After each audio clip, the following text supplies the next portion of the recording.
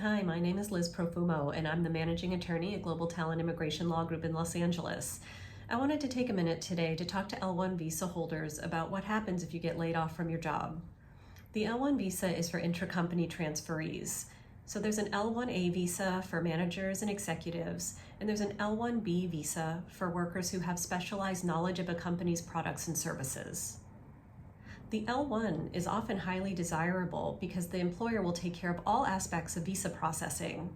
The spouses of L-1 visa holders are also given unrestricted work authorization. To qualify for an L-1 visa, a beneficiary must show that within the past 3 years, they've worked for a company abroad that has a qualifying relationship to the U.S. company that seeks to hire them. They have to show that they've worked for that company for at least 1 year in the past 3 years.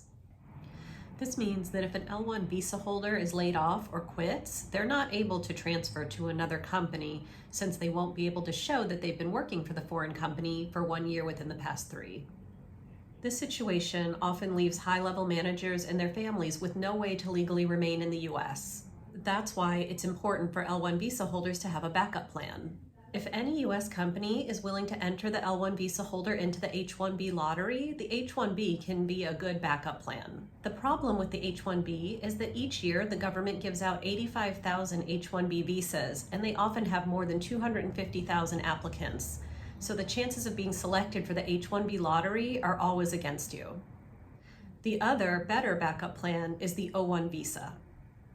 The O-1 can be filed by a single employer, or it can be filed in a way that allows you to work for multiple companies as long as you work in your area of expertise. For those who work in business or science-related professions, to qualify for an O-1, a beneficiary must show that they meet a minimum of 3 out of 8 criteria. For applicants who work in film, TV, or the arts, an applicant has to show that they meet at least 3 out of 6 criteria. Most L-1 visa holders meet at least 2 criteria, specifically being able to show that they have a critical role for distinguished organizations, and oftentimes that they earn a high salary in comparison with their peers. It's very possible that an O-1 attorney will be able to advise on how you can meet that third criteria if you don't already.